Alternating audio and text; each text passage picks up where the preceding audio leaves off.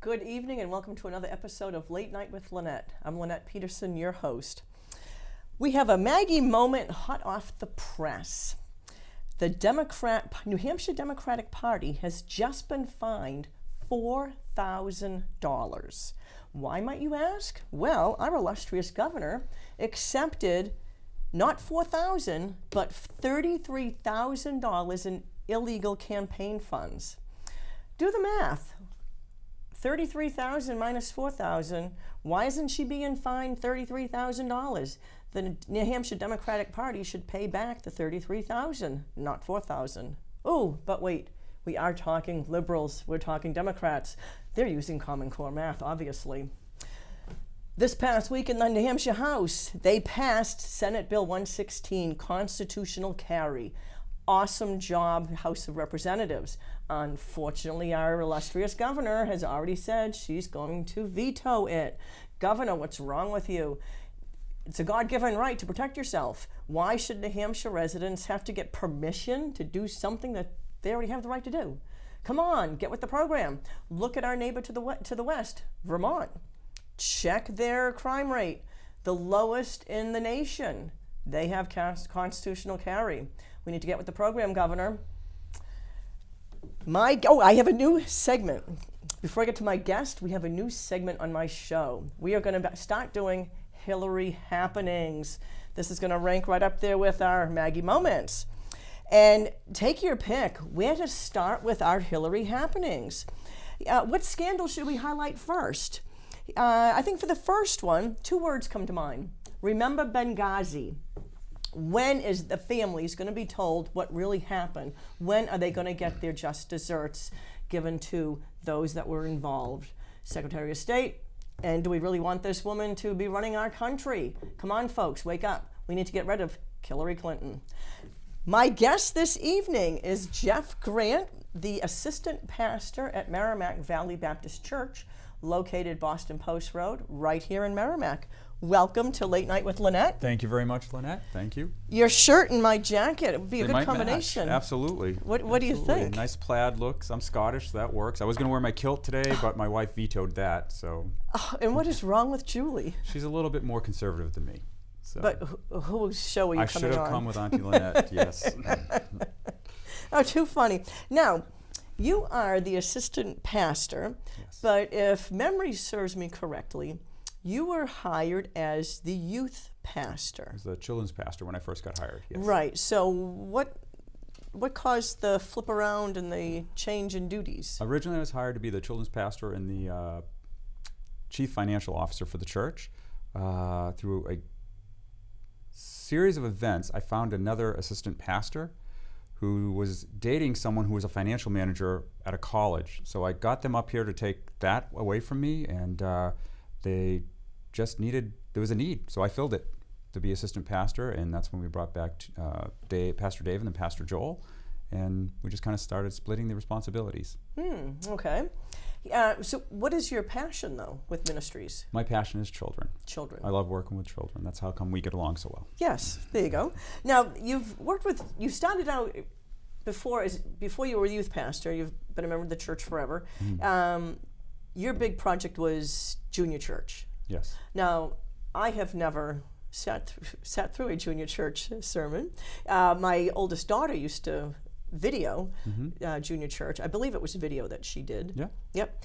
What is junior church? Junior church is getting children between the ages of first grade and fourth grade ready to sit in adult church. So we just want to get them used to sitting for that long.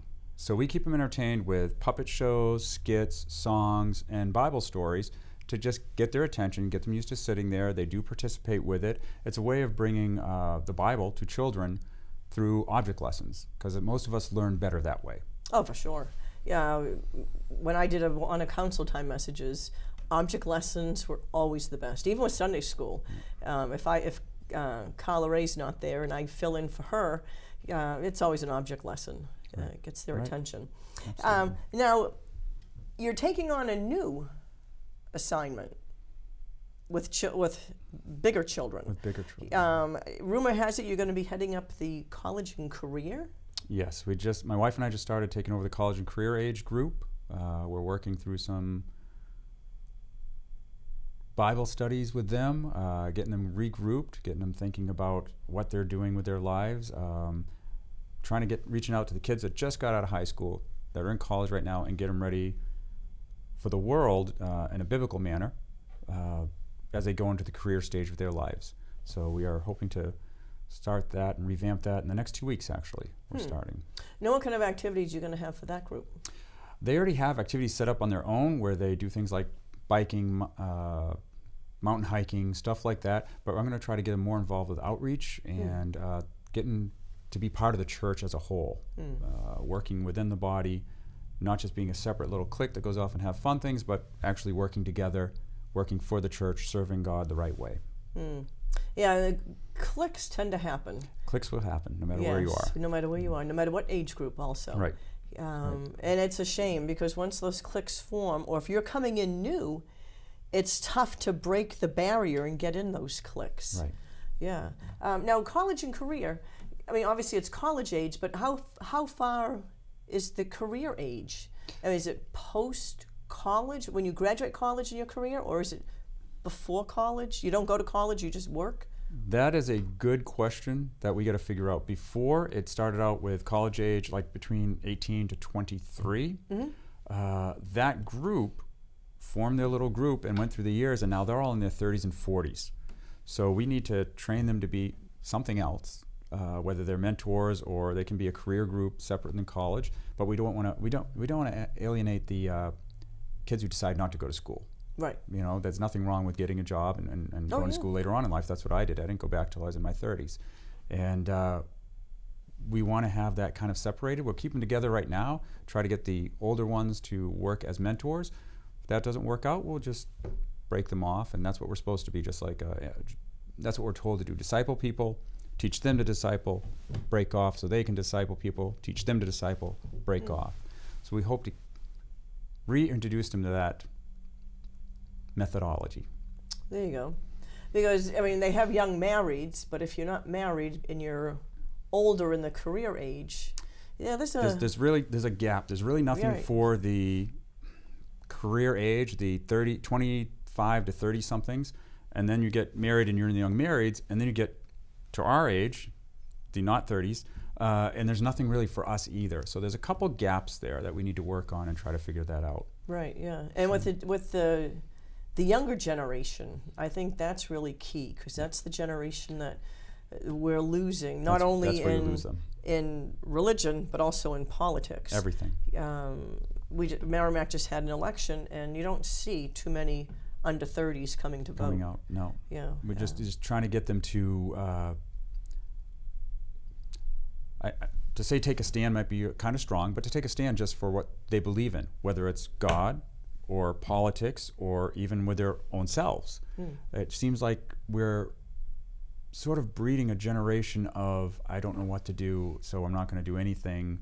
I'll stay home on social media and just become an introvert. And we need to try to correct that. Right. I was even talking to one young man at our church. He turned 18, and I said, "Are you going to register to vote?" And he said, "No way, I'm not going to get involved with that." And so we had a little discussion about politicians, and, oh no, they're all corrupt, they're all evil.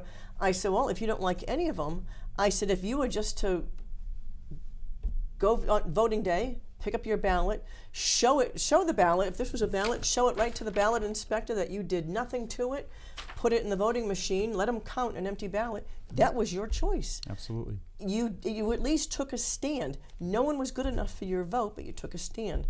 Voter apathy is just... apathy in general. The two worst things in this world that I see are ignorance and apathy. Yeah. It's always been there. Yep. But apathy's become a lot greater, a lot stronger in the past few years. Oh, huge. Few meaning 20. Yep. And it's just trying to reach these kids, whether they're little kids or whether they are the college-age kids, to let them know that, hey, you protest about things you don't know what you're protesting about. I mean, some do, don't get me wrong. Right. But it's like, you have a say. You do. That's your right. like you said, your God-given right. It's also our right here in this wonderful country that was built for us. And they need to go out and do this. Right. They need to make a stand. Yep. Yeah, I was looking around, and I sit towards the back of the church. I'm a backseat Baptist. I get a better view of the congregation that way. And looking around, we have an older church. You have the younger kids up through high school because their parents make them go to church. You have the occasional college kid. There's some, not a whole lot. And then you have families. You have the parents, and you have older people whose children are gone. We're missing that group there. Absolutely. We're missing the boat when it comes to that. A lot of churches fall into this dangerous situation where they don't grow. And grow doesn't just mean in number. We need as many people as we can get. Grow means not just spiritually, but you need to grow as a community. When you have all the white-haired old men and women, the blue-haired ladies sitting in there, that church is very limited. That generation's about to end. Then what happens? You can wait for the younger generation to come, but in that time, everything grows stagnant and fall apart.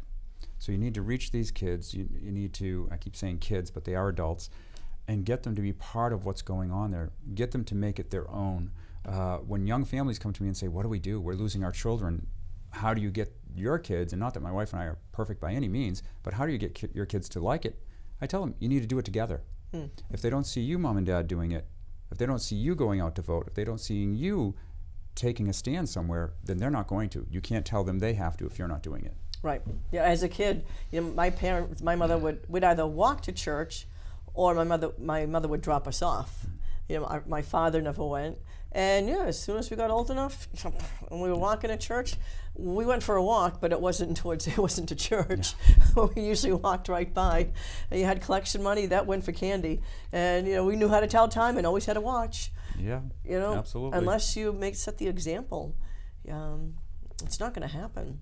It's not. This is the greatest nation on earth. We really are, if we just work a little bit harder. It does take work. You can't just sit back and expect someone else has done it for you. The greatest generation did that for us 50 years ago. Well, someone's got to step up now, and it has to be the younger generation. We're near the end of ours. Yep. So we need to train up these children to do what's right in every aspect, not just spiritually, not just morally, but with the government also. We need to get them all to make a stand and know what the issues are out there all the way around. Be informed so they can make intelligent decisions. Right. Now, speaking of outreach, Vacation Bible School, that's a huge outreach ministry at the church. Yes. Now, you have a hand in that. Yes, I do. I'm over that. I've been over that for the past, this is my 5th year doing it as the pastor over it. It's a great outreach program. It's open to anyone in any of the communities, not just Merrimack, but the surrounding communities. We have anywhere from, depending on who signs up, we have anywhere from 300 to 500 children. Now, what's the age group in there? The age group is pre-K to 6th grade. So and that's the grade that they just finished. So if you just finished pre-K, that's what you go into. You just finished 6th grade, that's what you go into. Right. We'll have around 200 workers that will help us out with this program. It's wonderful people who volunteer their time, take the week off. It's from 8:30 to 12:30, July 13th through 17th this year. And it's just a great time to get together and play games, have snacks, and learn more about God, and learn how to act as a community together. It brings us together as a community. We have more people from outside of our church. It isn't just our church people that come there. And it's wonderful to see them. I usually see them a couple times a year, and that's how you become a community. You reach out, you talk to each other. You don't force them, hey, you got to come to our church. I'm the person that will tell you got to go to some church. Just because you need to learn everything. God put those rules out there for you, just like the forefathers that we had here in this country put rules together. We got to look at that stuff. We got to learn it. We got to learn our history. And that's what the Bible is. It's a wonderful history book, a wonderful instruction book. That's what I tell the children when they come to Vacation Bible School. This Bible is my instruction book. It tells me how I need to act in life. Do I always follow it? No, I'm human. I'm just as human as the next person. I'm going to mess up. But they need to hear that. And it's good to tell a kid, I mess up. Here's where I messed up. Lynette and I had a fight today, but we went back and made up afterwards. Or 2 weeks later. Doesn't make it any better, but we're no better than you guys are. A church is just a body of people who admit that they do things wrong. We're sinners. And we just got to remember that. And it's wonderful to open up our doors to the community and allow these kids to come in here and get just a little bit of that. And they remember it. Sometimes they come back for our basketball program. Sometimes we don't see them again until next year. But it's great to run into them out in the community, see their grandparents, their aunts and uncles like, oh, I remember you. You're that guy that was in that costume, or you helped my kid with this. And it's why you were their teacher. They remember that, and it's very important as a community to bind together that way instead of just being people who close ourselves off in our homes, put up fences, and don't want to talk to each other. So it's a great program. I strongly encourage anyone, just go on our webpage, www.mvbc.org, and look at it. It's there for everybody. There you go. Yeah, my children always looked forward to VBS, and their favorite thing was beating the boys in the penny march. Absolutely. In fact, there were several times, I remember the girls would run home if the boys won the first day, would run home, get their banks, and cash in. And I can remember going to the bank and buying a penny brick. That's what the girls, they would save to make sure they could afford at least one penny brick each to beat the boys. Yeah, absolutely. It's a fun time. They raise that money for, we usually support a missionary during that time. It can be anyone who's across the seas in Africa or something like that, or someone who is even local. This year we're supporting a missionary couple who are just getting ready to go to Japan to spread the gospel. So we're going to try to help them out. We'll have the penny wars each day. The boys against the girls. They bring as many pennies as they can. And believe it or not, they usually raise anywhere from $3,000 to $4,000 in pennies. Oh, it's a hot competition. It is a very hot competition. The girls, they would get they cheated. We could see them pushing on their hands. The girls actually won, but they cheated. They gave the victory to the boys. They came up with all sorts of stories. They do not let Pastor Jeff buy pennies anymore. The kids will stop me because I will go and spend $50 on bricks of pennies and throw them on the boys' side, and the girls get very upset by that. So I've been banned from buying pennies. So they tell me I'm a little biased there. So yeah, there you go. Yeah, but VBS, fun activities. Absolutely. And my girls still talk about it. Being in college, it's a great time. Now, leading up to VBS, there's the illustrious 4th of July parade. Merrimack Valley Baptist Church always has a float in that, don't they? Absolutely. Yeah, we put a float together to help support our town. We want to get out there, get our church's name out there, and advertise for the Vacation Bible School program. So yeah, I've been doing that actually. This will be my 8th year or 9th year being part of the parade, having the float out there. It's a fun time. Again, it's great to be out there with the community. It's a hot time. It's a very hot time, so we've learned not to wear hot costumes during that day. But yeah, it's a great time here in the town of Merrimack. It starts over at Tractor Supply up here and comes down to the high school right here. It's a great, great time. You get to meet so many people in the parade and along the side, the parade route, tossing candy out to them. We stop, we talk to them. It's a wonderful time. We really enjoy it. I remember one year I was in the parade and I had imagine that I just had knee surgery. So I got to ride in the boat. Oh, I sat in a nice. boat while everyone else, and threw candy from my little boat seat while everyone else had to walk. That was fun. I enjoyed that. I enjoy it because I love candy, and the kids always know I have candy on me. So my job is to make sure everyone's where they're supposed to be, but my job is to hand candy out to everyone to toss it out. So that is a lot of fun. It is a lot of fun. Yeah, and learning. I've been in the parade, with church and also as a state rep. Yep. And it's tough trying to save candy for that last. You make that last right turn up here near the high school. For the last at Babusick Lake Road and then down to the high school. I mean, we've tried saving a bag, but you just get caught up to throwing. There's so many kids. There is. We actually do the same thing. We try to keep a separate barrel of candy just so we get up there. I won't let anyone touch it, and we try to we let the little kids throw out candy every once, so we try to teach them it's not 2 handfuls. Grab a few, throw them to the kids, and we've been doing well the past 2 years. We've had candy when we get up here. Nice. There have been years where we get here and we're like, oh, here's a wrapper.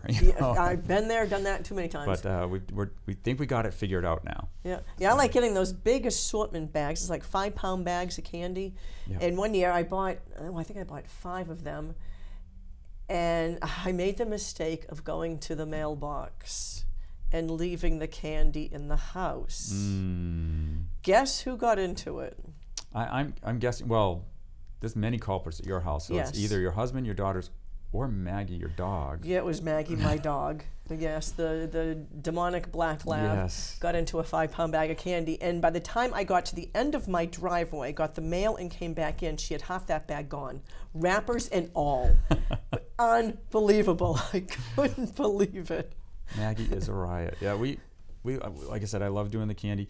We had 2 years ago, it was really exceptionally hot, and we got the hard candy, and actually it all melted together at the bottom of the barrel. So when we reached in, when we got up to this length, and it was one brick, and we didn't know what to do, so we just kind of tossed it and let it break on the road. Yeah, that was a nasty year. Yeah. And that year I was in 2 parades. I was in the Amherst parade for a state senator, and now unfortunately that's so early in the morning that it wasn't as bad, but it was pretty bad. It was hot, humid.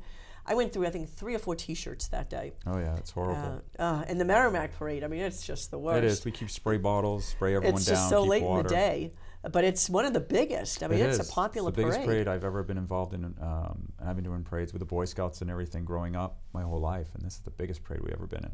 It's wonderful. It's a exciting. wonderful time. Yeah. Absolutely. Now, there's a new parade you folks are going to be in I think it's in May. It's in May. It's the one up in Mount Vernon, New Hampshire. Mount Vernon's not a large town, so it lasts a whole maybe 15 minutes, this parade.